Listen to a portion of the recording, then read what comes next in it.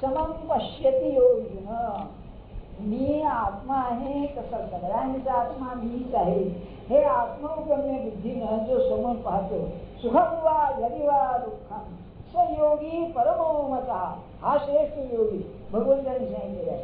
तिथे हा कुठला आला हठयोग, तर ते ग्राने म्हणाले की हे ज्ञान इतकं गुप्त आणि अप्रतिम आहे की ते लोक पावेल म्हणून ते सांगून ठेवले.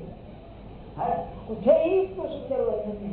आपण जर वाचत काय त्यांची प्रतिभा आहे सांगण्याची. तेव्हा नव्या अध्यायामध्ये भक्ती सांगायची. आता भक्ती सांगताना तिथलं जे आहे ना आरोपी उपदागिन वगैरे ते नाही. काय सांगू तुम्हाला, हा 18 वर्षाचा मुलगा आणि असं सांगायला निघायला आहे का भगवंताच्या प्रेमाचं वर्णन आहे, भगवंताच्या ताब्यात होण्याचं वर्णन आहे. तेव्हा एकदम उसळी आली, अवधान एकही मला सर्व सुखा असे पात्र होते, हे प्रतिज्ञोत्तर माझे उघड आहे का. इंग्लिश मध्ये चॅलेंज म्हणतात ना, मी हा आव्हान देते तुम्हाला, अरे जरा लक्ष द्या, परमात्माचं सुख तुम्हाला मिळेल, आनंद मिळेल.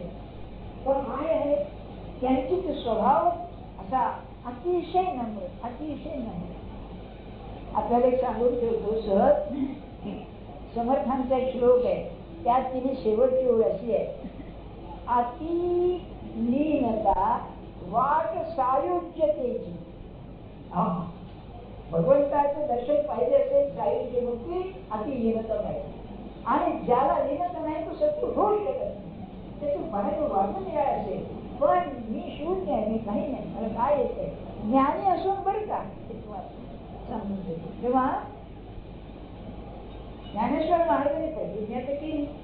प्रतिज्ञेमध्ये अहंकार एकदम पलटी खाल्ली बघा. अरे तुम्ही सर्वज्ञ ऐकायला बसलेले आहात, तुम्हाला तुमच्या समोर हे करायचं म्हणजे किती हे आहे. पण हे विनवाने सलगी मी जे तुम्हाला म्हणतोय हे मी अत्यंत प्रेमानं म्हणतोय बरं का. आणि 2 दृष्टांत दिले आहेत ना, त्या पुरुषाची प्रमाण असं आहे. सोशल सायकॉलॉजी मध्ये सगळं माणूस ज्ञान जे घडवतो, काय म्हणणं आहे त्यांचं, माणूस माणूस केव्हा बनतो, समाज त्याला माणूस बनवतो. तो जन्माला येतो तो पशुच असतो, त्याला समाज माणूस बनवतो. आणि माणूस बनण्याची जी क्रिया आहे ती सगळी अनुकरणाची आहे. आता ड्रेसमध्ये बघा, कपड्यामध्ये किती फरक होतात, हे सगळे अनुकरण आहे नाही का. बोलणं चालणं उठणं बसणं खाणं पिणं सगळं हे आहे अनुकरण आहे, इमिटेशन. त्याचा ज्ञानेश्वर महाराजांनी फायदा घेतला. काय आहे म्हणाले, एक बाप आहे, त्याचं मूल आहे लहानसं, तर बापाच्या शेजारी पाटावर बसलेला आहे. तो बाप काय देतो, आपण भात पीठ चालवला मधून एक घास मुलाच्या तोंडात घालतो, इमिटेशन. त्याचं अनुकरण करून ते मूल त्याचाच घास याच्या तोंडात घालतो, बाप प्रेमाने तोंड पुढे करतो. तसं तुमचं ज्ञान मी घेतलेलं तुम्हाला म्हणलं मी घडवतो आहे, मला समाज आहे. किती सुंदर कल्पना आहे बघा. स्वतःकडे भूल पण घ्यायचं आणि प्रतिज्ञा केलेली तर पण कशी दिली आहे ते बघा. त्याला बुद्धी काय म्हणाल तुम्ही, प्रतिभा म्हणा बुद्धी म्हणा काय वाटेल ते म्हणा. बर हेही जाऊ द्या, हे बापाचं झालं. आता आईचं सांगताय बरं का. तुझे पुढे काय असतं बघा, लहान मूल चालताना धडपडतं पडतं, वाकडे तिकडे बोल चालतं नाही का, सगळं होतं. बोलताना कसं वेगळं वाकडे बोलतो. आई बाप त्या बोबड्या भाषेत त्या मुलाशी बोलतात नाही, किती गंमत आहे.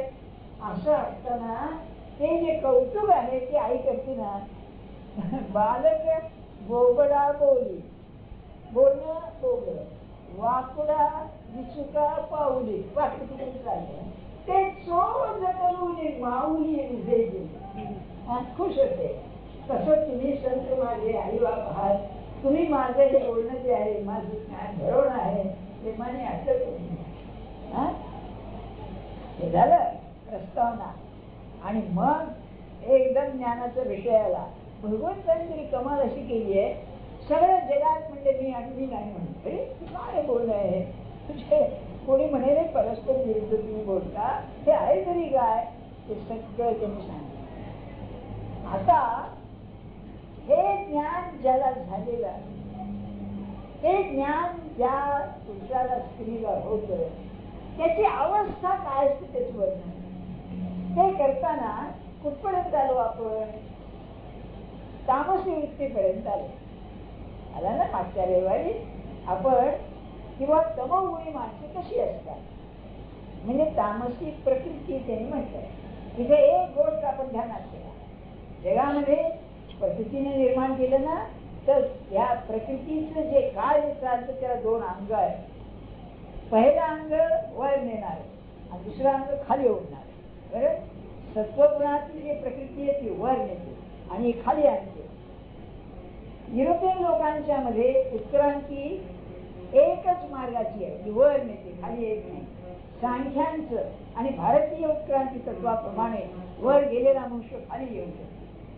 आपल्याला भागवतामध्ये नाथांनी वर्णन केले ना, त्या भरत राजाचं त्या हरणाच्या चिंतनानं हरणच झाला तो, त्याचं वर्णन आहे.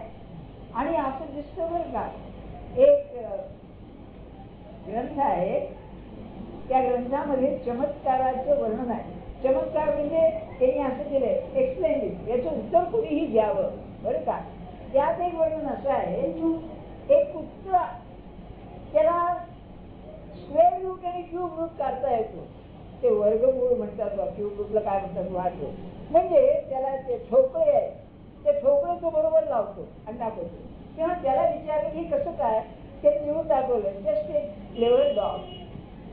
आता ज्या कुत्र्याला, अरे माणसाला आम्हाला शिकवलं तर आम्हाला यायला मुश्किल होते, ते द्यायचं कसं, म्हणजे हा चांगला कोणीतरी वर खाली आलेला आहे. बरं का, म्हणून ज्ञानेश्वर महाराजांनी गीतेला अनुसरून तामसी लोकांचं वर्णन केलं. त्याची लक्षणं काय अप्रतिम आहे. आज कसं दिसतं, पहिलं असेल तर काळजी करणं, दुसरं असेल असंतोष. बघा आपण आठवतंय ना, नाही मी सांगतो आठवत नाही तरी काय काळजी करायचं नाही. असंतोष काय, असंतोषाचे किळस्वान वर्णन आहे. काय म्हणाले, मांसाचा गोळा ही राक्षसी जशी चघळते तसा असंतोषी माणूस असतो. काय आणखी म्हणायचं बघा, नाही का. अहो पैसा किती मिळवावा. परवाच्या टाइम्स मध्ये एक व्यंगचित्र आलं, फारच अप्रतिम होतं. बरं का, ते व्यंगचित्र असं होतं, पोलीस ऑफिसर बसलेला आहे आणि त्याच्यासमोर दोन शिपायांना एक घरगुती गडी धरून आणलेला आहे. त्या गड्याच्या हातामध्ये झाडू एका हातामध्ये, एका हातामध्ये पिशवी, त्या पिशव्यात नोटा भरलेल्या. बरं का, असं आणलेलं आहे त्याला. तेव्हा अरे काय आहे, तेव्हा ते ज्यांनी धरून आणले शिपाई ते म्हणाले की सर हा सांगतोय किंवा त्या मिनिस्टरच्या घरामध्ये झाडू आला आहे, आता झाडता झाडता मला मिळालं की मी आणलंय म्हणाला. तुम्हाला कळलं काय किती सुंदर व्यंगचित्र आहे. तुम्ही मोठ्या घरात पडलेले आहे आपल्या, असं तो. आणि काय किती म्हणजे सिनेमा आहे नाही का. तिसरं द्वेष, सगळा संघर्ष. महाराजांचे एक वाक्य फार अप्रतिम आहे. ते म्हणाले, एक गृहस्थ की नाही संबंध युरोप अमेरिका फिरून आला, तेव्हा महाराजांनी त्याला विचारलं की वा कसं काय आहे, इकडे तिकडे तुम्हाला काय फरक दिसला. तेव्हा तो म्हणाला की महाराज तिकडे ऐश्वर्य खूपच आहे, सगळं जे पाहिजे ते मिळेल, उपासमार नाही, अंक नाही, संक नाही, सगळं आहे, पण म्हणाला की तिकडे माणुसकी नाही. बरं का, तेव्हा त्याच्यावर महाराज म्हणाले या नवीन ज्ञानानं म्हणजे विज्ञानानं काय केलं असेल तर मानवी जीवनाचे संबंध तसेच राहिले, त्यातलं प्रेम नाही. काय सुंदर म्हणजे आई बाप त्यांच्या मुलं या संबंध तोच प्रेम, नवरा बायको संबंध तोच प्रेम. आपल्याला माहिती आहे ना की हे सिनेमाला वगैरे जाणारे नवरा बायको, मूल असेल तर घरामध्ये एकटं टाकून जातात, लहान मूल.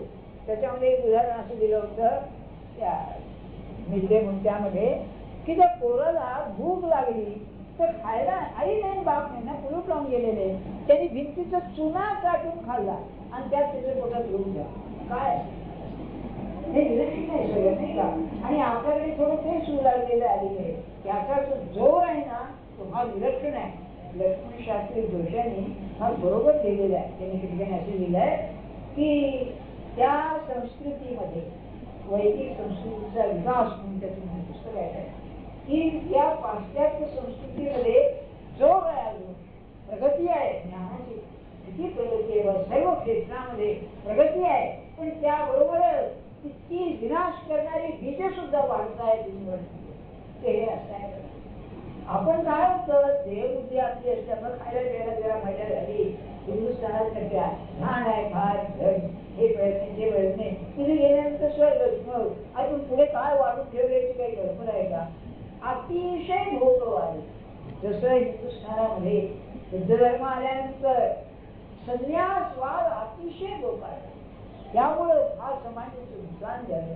तसं भोगवाद सुद्धा मर्यादेच्या बाहेर गेला म्हणजे तो समाजाला मागेल काय भोगवाद पैसा किती मिळवावा असं ते माहित नाही का? अशा काही स्थिती असो आपला काही तो विषय नाही. सांगण्यात येतो काय आपल्याला तर द्वेष, जिकडे तिकडे द्वेष म्हणजे सामान्य माणसाला सुद्धा सुरक्षितता नाही, काळजी आणि भय. आपल्याला सांगितलं फिअर कॉम्प्लेक्स, अँझायटी, न्यूरोसिस. आपल्याला आठवते हे इंग्रजी शब्द त्या सायकियाट्रिस्ट असतात बरं का, किती सांगायचं आपल्याला. तेव्हा आता सांगताय की जी चांगली ही आहे एक मुद्दा राहिला तो असा, हे जे खाली घसरण्याचं आहे ना हे अरविंदांनी तत्वज्ञानात आहे. त्यांचं फार मोठं हे आहे, श्रेय आहे त्यांना की त्याला त्यांनी डिव्होल्युशन असं म्हटलेलं आहे. इव्होल्युशन म्हणजे उत्क्रांती. आणि इव्होल्युशन केव्हा, जेव्हा खाली आहात तेव्हा वर जाणार ना. इव्होल्युशन डिव्होल्युशन. आणि सत्पुरुषाचं जे कार्य आहे तर व्यक्तीला गाठून त्याची जी अधो प्रवृत्ती आहे ती ऊर्ध्व करणं हे त्याचं काम सत्पुरुषाचं बरं का. महाराजांचं एक वाक्य आहे की सत्पुरुषाचं कार्य काय म्हणाले तर त्याला जी माणसं भेटणार त्या स्त्री पुरुषांना रामाच्या मार्गाला लावून झालं की याचं काम संपलं म्हणजे उत्कर्षाला. तेव्हा त्याचं वर्णन आता ज्ञानेश्वर महाराज करतात की असा जो वर गेलेला आणि पोचलेला काय असतो बरं का. आता बघा त्यातही सुद्धा आहेच आपलं नाही त्याचं त्या तामसी माणसाचं वर्णन केल्यानंतर माझी वाणी बिघडली जाऊ दे पुरे म्हणाले. हा तुम्हाला एक सांगून ठेवतो, माझं तुम्ही पुन्हा पुन्हा ऐका ही गोष्ट बरं का, कारण मी त्यातून गेलेलो आहे. आपल्या वाणीला भयंकर शक्ती आहे. काय सांगू तुम्हाला, भगवंताने सृष्टी निर्माण केली त्यावेळेला जो संकल्प झाला तो ओंकार स्वरूप तो शब्दमय आहे. त्याला शब्द ब्रह्म असंच म्हणतात बरं का. शब्द मूळ परब्रह्म, शब्द ब्रह्म म्हणजे ओंकार, पुढे नाद ब्रह्म आहे ते संगीत बरं का, आणखी मग साधं व्यवहाराचं ब्रह्म आहे. तेव्हा अतिशय शक्ती आहे शब्दामध्ये. काय सांगावं आपल्याला की किती वाया घालवतो आपण. फुकट वादावादी करणं, जे बोलू नये ते बोलणं किंवा टाकून बोलणं, अंतःकरण दुखवणं. काय मला सांगा, सत्पुरुषाचा हा मोठा गुण असतो.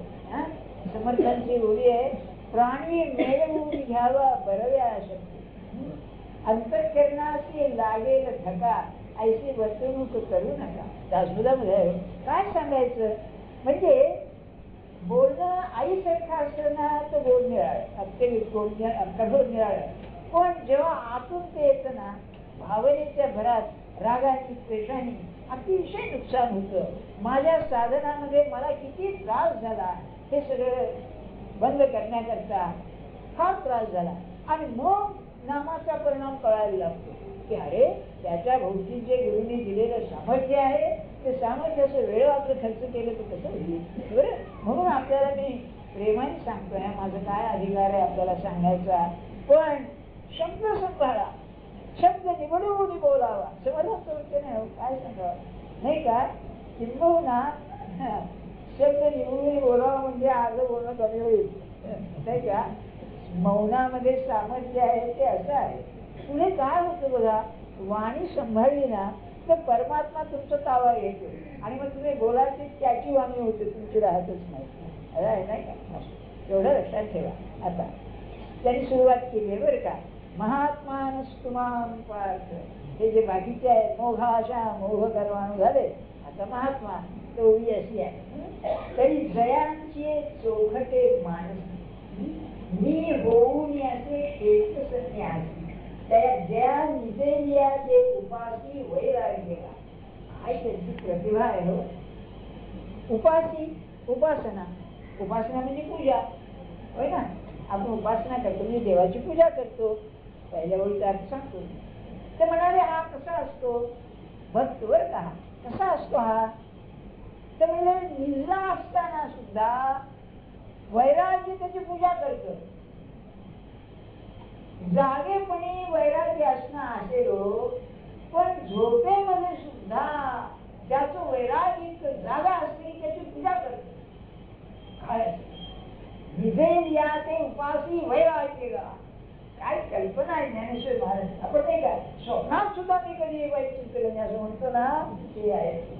काय असा मनुष्य पाहायला मिळलं म्हणजे सुद्धा मग तुम्हाला सांगितलं त्या हल्ली काय अरे आम्ही सुद्धा ग्रंथ मागं घातलाय पण पीएडी सुद्धा मिळेल द्यावं. पण नुसती ती कल्पना तिला ते ध्यान लागलंय श्रीकृष्णाचं रुक्मिणीला ते पाहायला बरोबर त्याच जीव भाळून आला बरं प्रेमाने. काय असेल मला सांग काय अंतःकरण असेल तरी कल्पना करा नाही का. दया ते दया निजेलिया ते उपासी वैराग्य. मला वाटतं की स्वतःच वर्णन करताय काय नाही दुसऱ्याचं भाऊ किती करणार अनुभवच नाही. मग वैराग्य तिन्ही अवस्था त्याला पूजन करतो म्हणजे त्याला स्पर्शच नाही आसक्तीचा नाही का. पहिली गोष्ट कशी आहे जयाची चोखटे मान. तुम्हाला माहिती असेल हे जाहिरात असते चोखा घी बरं का. चोखा घी म्हणजे काय शुद्ध घी.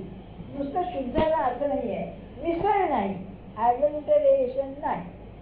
आपल्याला कल्पनाच येत नाही. आपल्याकडे कुठले गोकुळधामाचं दूध घ्या आणखी कुठलं घ्या पाणी बिणी घालून व्यवस्थित देतात तुम्हाला. भेसळ नाही अशी वस्तू मिळणं कठीण आहे. तुम्हाला माहिती आहे ना औषधाच्या बाबतीमध्ये हो काय जरा माझ्या लहानपणी झालेली गोष्ट आहे. इन्फ्लुएन्झा 1918 सालचा होता ना.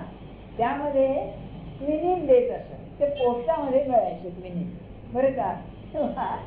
त्या क्विनिन मध्ये काहीतरी असं मिसळलेलं होतं की त्याचा कडूपणा नसायचा आणि क्विनिन म्हणून देऊन टाकलं आपलं.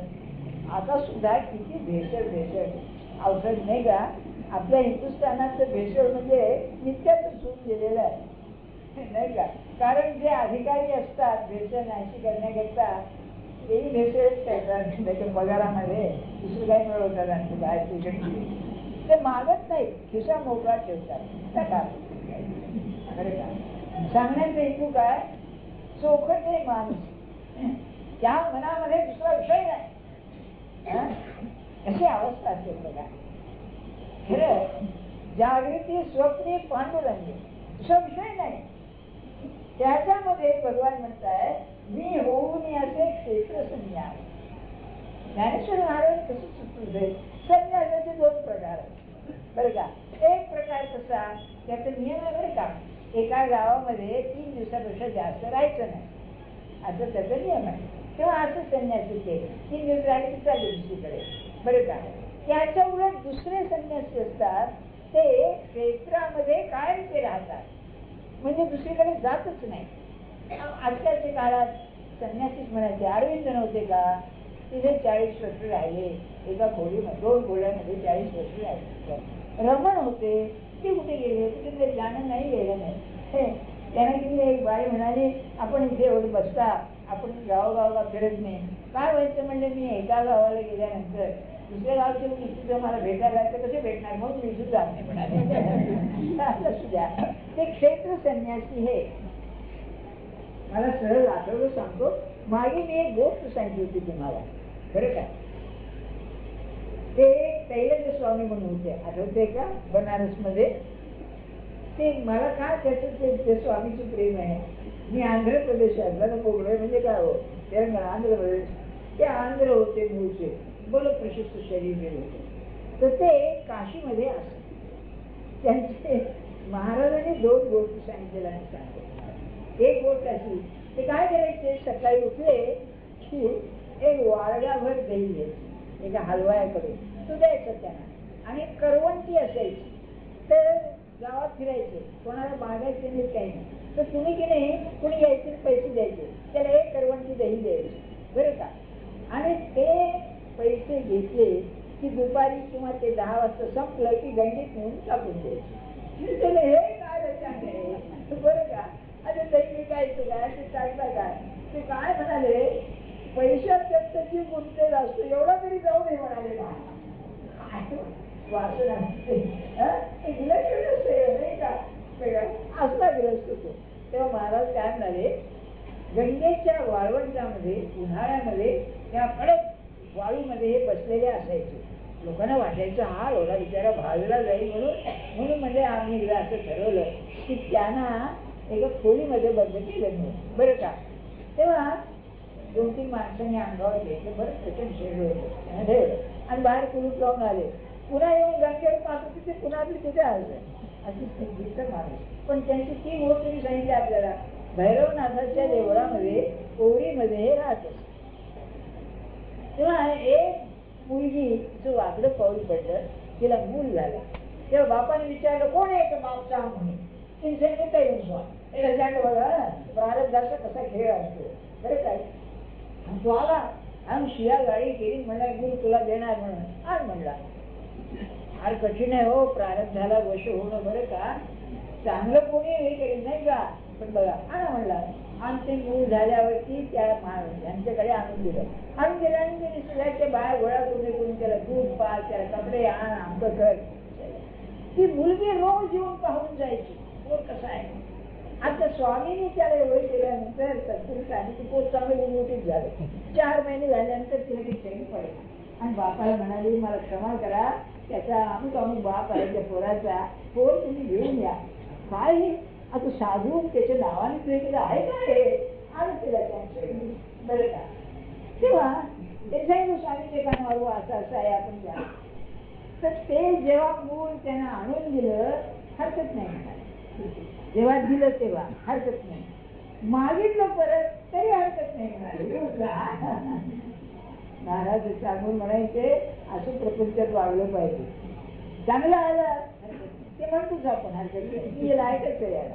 पण चक्कर आल्यानंतर तरी हरकत नाही. ज्याला इंग्लिश मध्ये बाजारमध्ये अप्रतिम वाक्य आहे, लेट इट बी सो. हा छान आहे. मी माझ्या आकडेप्रमाणे म्हणतो लेट इट बी सो. याचा अर्थ लेट इट बी सो तरी हरकत नाही. हे किती व्रत आहे एक प्रकारचं. आज असं ना असू द्या राहू द्या, आपलं लगेच खाली बंद होतं बघा नाही का. सांगायचे कैलास स्वामी तर रामकृष्णाने विवेकानंदांना सांगितलं होतं की तू त्याचं दर्शन. ते जेव्हा काशीला गेले होते रामकृष्ण, तेव्हा त्यांनी त्यांना पाहिलं होतं, तेव्हा त्यांनी सांगितलं. आणि विवेकानंद जेव्हा तिकडे फिरत होते हिमालयाकडे, तेव्हा पवहारी बाबा काशीपूरचे आणि हे कैलास स्वामी यांच्या सहवासात राहिले. पवहारी बाबाकडे तर ते महिनाभर होते, मला योग शिकवा बरं का. एवढा अधिकारी करून बसले. पण कैलास स्वामींचे ते काय सांगितलं मी बरं का. क्षेत्र संन्यासी म्हणजे काशीतून बाहेर गेले नाही ते. तेव्हा जो साधू संन्यासी, साधू संन्यासी क्षेत्रातून बाहेर जाते जन्मभर, हे त्याला क्षेत्र संन्यासी असं म्हणतात. तेव्हा आता लक्षात आलं तुमचं की ज्याचं अंतःकरण असं क्षेत्र असतं, परमात्मा सोडून जात नाही, तो खरा काय ज्ञानेश्वर महाराजची कल्पना बघा. ज्याला धरले ती भगवंताला धरलं म्हणून सत्पुरुषाचं महत्व फार आहे. काय सांगू तुम्हाला, आपण तसे मुंबई जाते शहर कुठला आणायचा तो, पण तुम्हाला की नाही भगवंताला आणायला करता का काही धडपड करायचं कारण नाही.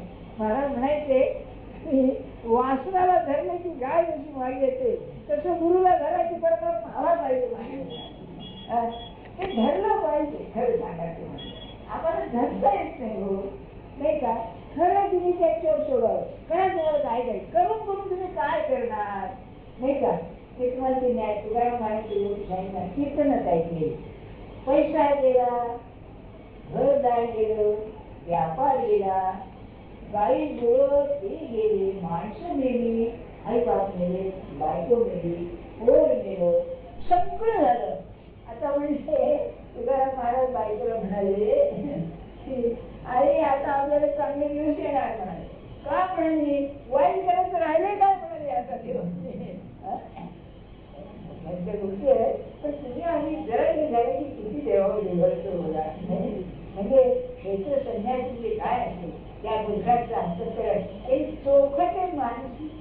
विसरून जातात. स्वच्छ पवित्र कोणालाही जाऊन राहावं असं वाटतं. मला एक वाक्य आठवतं की आम्ही व्यंकटापूरला गेलो होतो. तिथे ब्रह्मानंद महाराज राहत असत. महाराजांचे शिष्य ते. तेव्हा काय म्हणाले, ब्रह्मानंद बुवांचं घर मला आपलंच वाटतं म्हणाले. काय म्हणा भावना आहे नाही का, हक्कानं शिष्य. जसं बायको आपल्या घरात जाते, माझ्या नवऱ्याचं घर आहे, हक्कानं जाईल, तसा गुरु इतक्या निष्कपट मनाने आपल्या शिष्याला आपलं घर म्हणतो. तसं असेल जयाचे चोखटे मानसी मी होऊन असे क्षेत्र नाही.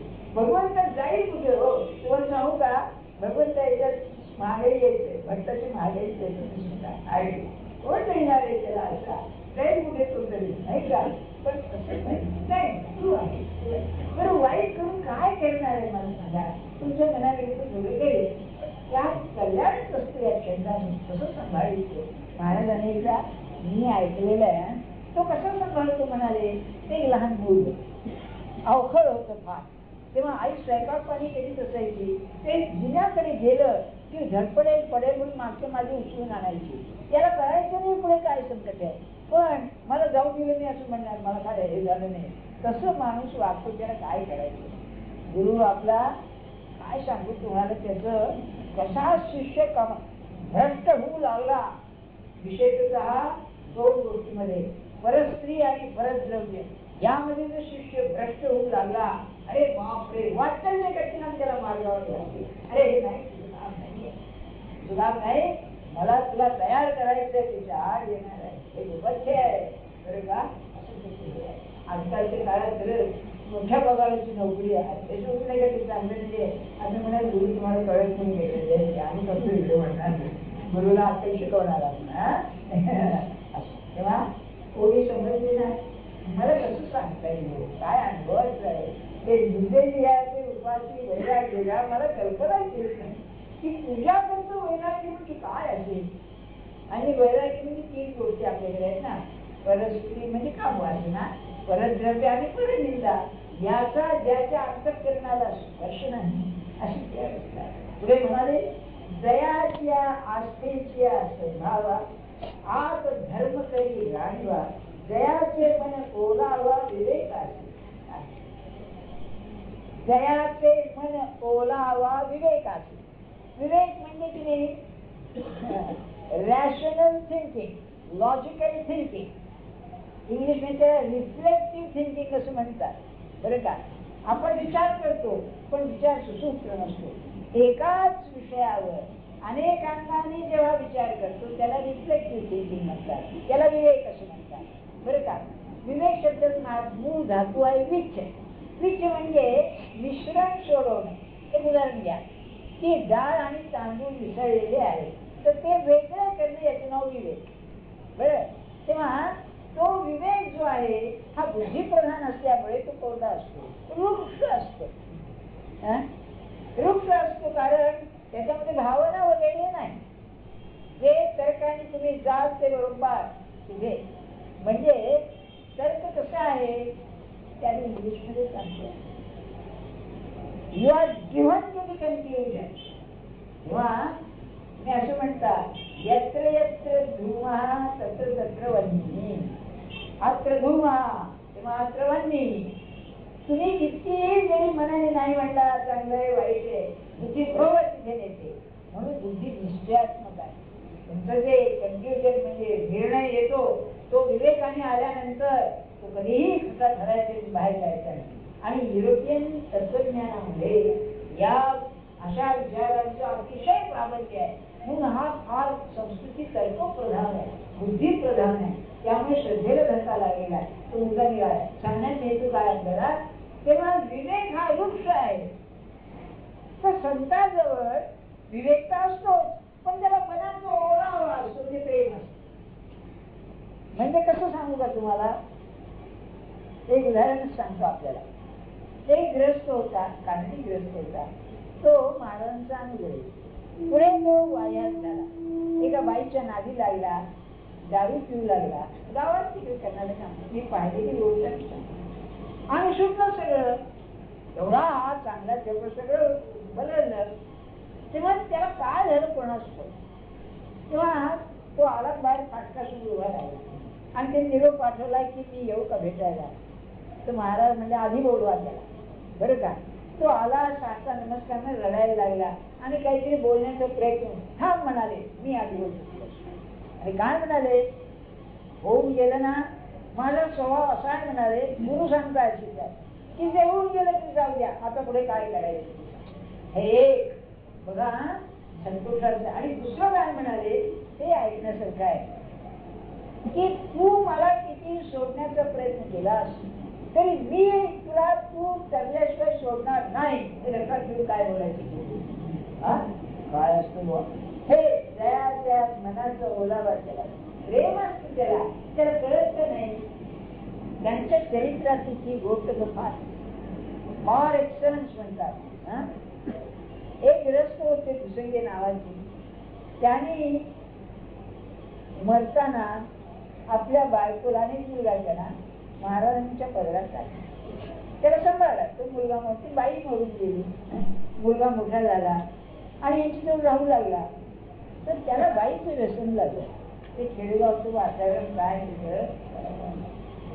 एकदा ते पंढरीची वारी आली होती, ते लोक होते, भजन बिजन झालं आणि 11 वाजता तो प्रसाद वाटायचा. मी याला हाक मारली, का कुठे गेला होता, काय बोलले नाही. 12-1 वाजून गेलेला, पहाट व्हायला आली, थंडी फार. तेव्हा ते एक नागापाहून ग्रस्त होते, त्यांनी स्वतः सांगितलेली होती. त्याला म्हणजे अरे तू कुठे बघू तरी चल म्हणाले. तेव्हा लंगोटी होती, त्या लंगोटीचा काकडा केला. थंडी पेरलेली कुठले आले हो 100 वर्षापूर्वी. आणि चल म्हणाले. ते गावात इकडे जा तिकडे जा. नदीच्या बाजूला एका झाडाखाली हे दोघं निघलेले होते. त्याला पाहिल्याबरोबर महाराज अरे अरे मनाचा ओलावा बघा, काय दया असेल. अरे अरे अरे म्हणाले, अरे आपली छाती त्याच्या अंगावर पांघरून लागली. अरे बरं पहाटे तो उठला, गाठाल्यावर महाराज येऊन गेले. काय झालं असेल त्याला मला सांगा. अरे अरे बाप क्षमा करणार, काय खरं सांगा.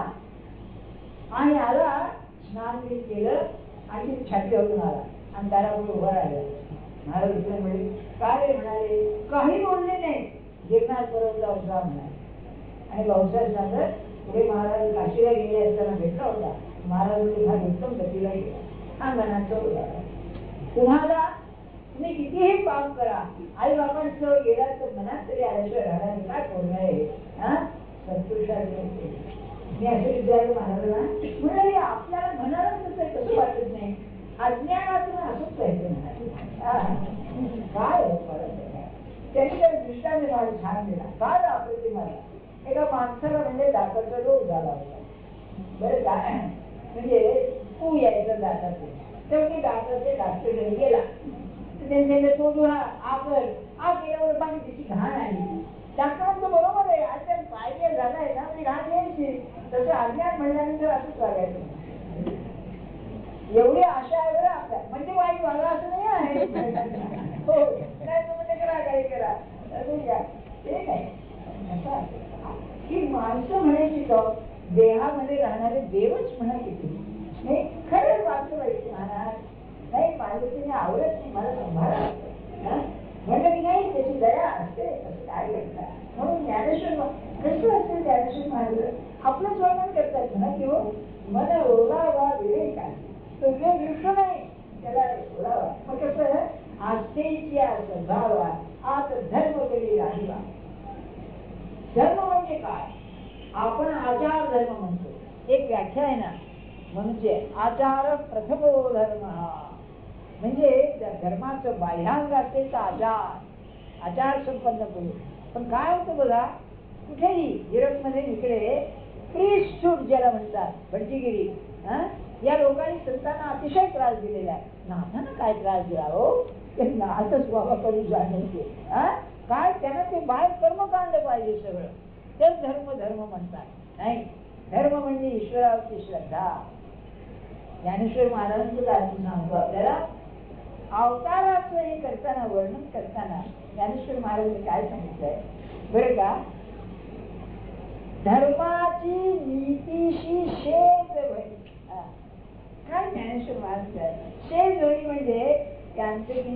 गर्भाधान करते. गर्भाधान म्हणजे आपल्याला माहितीये की त्यांचं लैंगिक संबंध येतो, नवरा बायकोचं लग्न झालंय, हे झालंय, पण गर्भाधान विधी म्हणजे त्या दोघांचं पहिल्यांदा मिलन होतं, बरं का. तर ज्ञानेश्वर महाराज म्हणताय पुरुष आणि स्त्री, धर्म हा पुरुष आहे, नीती ही स्त्री आहे. नुसती नीती कुमारी चांगली खरी, पण ऐश्वर्य नाही, सौभाग्यवती नाही. धर्म खरा आणि तो जर नीती नसेल तो धर्म नुसता आहे, नुसतं धर्म का नाही. आणि आपल्याकडे काय युरोपमध्ये हेच झालंय, त्यांचं ते पूजा पाठ आणि ते पोथी वाचन काय पाहून घ्या, सोडून ओळख अगदी बाजाबता सकाळी बरोबर बाजाबता उद्देश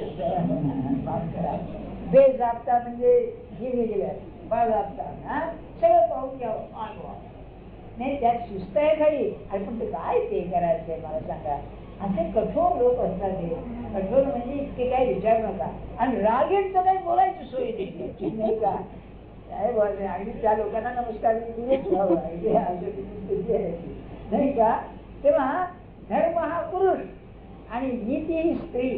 तर अवतार काय करतो, त्यांचं शेत भरतो, म्हणजे त्यांचं गर्भाधान करतो, एकच राहणे.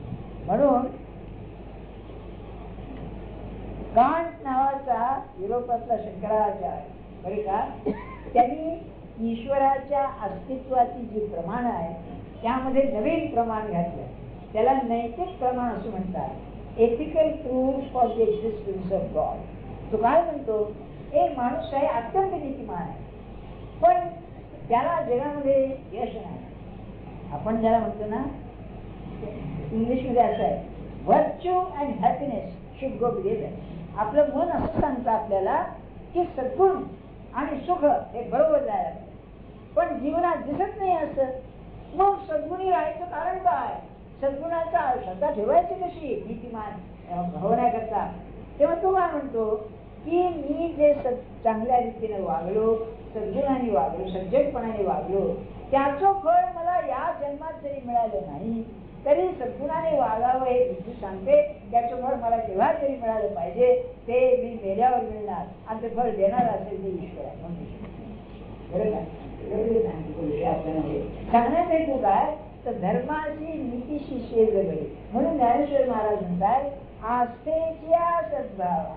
धर्म हा श्रद्धावान. ईश्वर जर नसेल धर्मात धर्म नाही. दोन धर्म असेल, जैन धर्म आणि बुद्ध धर्म, ज्याच्यामध्ये ईश्वराला स्थान नाही, बरं का. पण ईश्वराला स्थान नसलं तरी त्यांच्यामध्ये आज्ञाची पार्श्वभूमी असल्याशिवाय ठेवू शकत नाही. नाही त्याला काही अर्थच राहत नाही. तुम्ही नीतीने वागा, तुम्ही अनितीने वागा, धर्माचं काही राहतच नाही शिल्लक. सांगण्यात येते एवढाच आहे की हा जो भक्त असतो त्याची आस्था म्हणजे श्रद्धा. त्या श्रद्धेमध्ये इतकी काही निष्ठा असते, सद्भाव म्हणजे खरेपणा, की त्या खरेपणामध्ये धर्माचं अस्तित्व असतं. म्हणजे ईश्वरावरती पूर्ण श्रद्धा हे त्याचं मर्म असतं, ते या पुरुषाजवळ असतं, भक्ताजवळ. पुढे म्हणाले जे ज्ञानगंगे नाहले, पूर्णता जेवून झाले, जे शांतीशी आले पल्ल बनले. काय करायचो तुम्ही कोणी अर्थ सांगावं आपल्याला. दुसरी ओळ घेतो, शांतीशी आले पल्लव नवे. याचा अर्थ असा, शांतीला नवीन पालवी फुटली असा अर्थ आहे. शांतीला का, शांती ही वेल आहे, झाड आहे, वेल आहे. वेलीची अशी गंमत आहे, त्याला आधार लागतो आणि तो झाडाचा आधार देतात. तेव्हा परमात्मा स्वरूप हे झाड आहे, त्याच्यावरती शांतीची वेली बसवलेली आहे. शांतीला आधार भगवंताशिवाय नाही. ज्याची ईश्वरावर श्रद्धा नाही त्याला शांती मिळणं अशक्य गोष्ट आहे. विचाराने किती शांती ठेवाल तुम्ही, नाही शक्य. त्याला पार्श्वभूमी भगवंताची आहे, तेव्हा ही शांती आहे. बर कबूल आहे. पण काय असतं नेहमी वेलीमध्ये त्याची एक मर्यादा असते वाढण्याची, की वेली वाढत नाही. त्याला नवी पालवी येण्यामध्ये नवीन जीवन देणं. तेव्हा शांती शांती जी आहे त्या शांतीला जर नवीन जीवन देत असेल तर हा संतोष. मला समजलंय ते एवढं. बरं ही वेली आहे, त्यामध्ये ज्ञानेश्वर महाराजांनी काय कमाल केली आहे की पालवी किती नाजूक असते बघा, नवीन जीवन असतं, सृजनशील असतं, क्रिएटिव्ह असतं, किती आनंद होतो. अहो नवीन तुम्ही झाड लावून वर आल्या, काय छान सुंदर आहे. ते सौंदर्य तर आहे शांतीमध्ये, पण त्याबरोबरच ईश्वराचा आधार आहे तिला. तेव्हा या पुरुषाची जी शांती असते ती शांती नवीन पालवी फुटल्यासारखी नाजूक सुंदर आणि ताजी असते. म्हणजे शांतीला पुनरुज्जीवन दिल्यासारखं ते असतं. खरं सांगू का तुम्हाला, मी 2 माणसं अशी पाहिली की ज्यांना राग नाही, शांतीचे उलट बरोबर क्षोभ. ते उडिया बाबा म्हणाले, अरे जिस दिन इस शरीर को क्षोभ होगा वो जिंदा नहीं रहेगा. क्षोभ म्हणजे राग, क्रोध धातूचा अर्थ क्षोभच आहे. तुम्हाला सांगा, लोक दिवसातून किती वेळा क्षोभ होतो नाही का. ते शांतीचं ते रडत असेल की काय आहे म्हणून नाही का, त्याच्याजवळ राहायचं कसं म्हणत नाही का. काय मी काय म्हणतोय तुम्हाला, एका रविवारी सांगितलं, हे विचार जे डोक्यात राहिले तर संपूर्णच होऊन जाईल, काय करायला पाहिजे नाही का. तेव्हा या शांतीचे ते भाऊसाहेब म्हणतात, भाऊसाहेब तुम्हाला कधी राग आला होता का. ते म्हणाले, मला असे डोक्यात नाचलं, मला 50 वर्षात चांगलं आठवतो म्हणाले, मला नाही राग आला. दुसरं मी हे कर्नाटकामध्ये एक बाई पाहिली बरं का, मूळ बाळणे, तुम्हाला बाई पाहिजे. डॉक्टर एक देसाई म्हणून आहे, त्याची बायको. तर त्या 2-3 सुना आहेत, तर या सुनेवर सासूचं प्रेम फार, म्हणून त्या बाया द्वेष करतात तिचा. तर तो नवरा सांगत होता, आज लग्नाला 30-35 वर्ष झाली, त्या बाईला रागावलेलं मी कधी पाहिजे काय. नेहमी हसून ठेवून प्रसन्न असतं नाही का. म्हणजे असं असू शकतं हे नाही का. मग ज्ञानेश्वर महाराजांनी वर्णन केले की काय किती शांत पुरुष असेल. मला असं वाटतं त्याला पाहिल्यावरच आपल्याला बरं वाटतं नाही का. शांत तसाच आहे, जसं सुंदर फूल असावं, माणसेदार, दिसायला चांगलं गोडगोडी, ते पाहिल्यावर कसं प्रसन्न वाटतं, तसं शांत म्हणजे अहो तुका म्हणे जाती दाब दर्शने विश्रांती, असा पुरुष पाहिला काय नाही का. म्हणून म्हणाले शांती आले पडलं म्हणाले ते ज्ञानगंगे नाहले. ज्ञानगंगे नाहले, नाहण्यामध्ये स्नानाचं तर आहे, पण नाहण्यामध्ये मन नाहीसा करण्याचा हेतुपूर्वक प्रयत्न आहे. बायका काही आता रोज नाहत नाही. आणि एका क्लासने सांगितलं सजीवायला बरं का, बायका पुष्कळ दे की बाई आली की केसांना घाण येते. आता ती हे लावीत असतील काहीतरी लोशन भूषण बरं ती सुनार नाही, वेळ नसेल त्यांचं चूक नाही होत. आणि त्याने विनोद जो केला तो फार अप्रतिम आहे. तो काय म्हणाला, मुलीला पाहायला जायचंय ना लग्नामध्ये, मुलाचं लग्न आहे मुलीला, तर ती ज्या दिवशी नाते त्या दिवशी पाहायला जावं म्हणाली. म्हणजे खरं सौंदर्य करेल आहे की नाही काय बरं का. त्याशिवाय सांगण्यात हेतू काय, नाण्यामध्ये स्वच्छ होणं, अगदी नुसतं स्नान नाही, काक स्नान नव्हे, स्वच्छ होणं आहे. कशामध्ये, गंगेमध्ये, पवित्र आहे गंगेला. गंगा पाप शशी गंगा पाप नाही करते, तेव्हा सौंदर्य आपल्या पवित्र आहे. आणि कोणती ज्ञानगंगा, आत्मज्ञान गंगा, अज्ञान नाहीच करणारी, मन नाहीच करणारी, पाप नाहीच करणारी, त्याच्यामध्ये दुसरं काही ज्यांना अज्ञानाचा स्पर्श नाही एवढी ओळीने तत्व असे ते. मग पूर्णता जेवून झाले, अपूर्णता आहे तिथे असमाधान आहेच आहे. झालं म्हणजे पूर्ण तृप्त झाला, पुढे आता तर पूर्ण झाल्यानंतर आणखी मिळवायचं काय राहिलं. म्हणून तुम्हाला एक सांगू शकतो, ज्या गुरुच्या चरणी तुम्ही आहात असं वाटलं पाहिजे मला त्यांची भेट झाली ना, काय मिळवायचं राहील, मिळवलं मिळवायचं.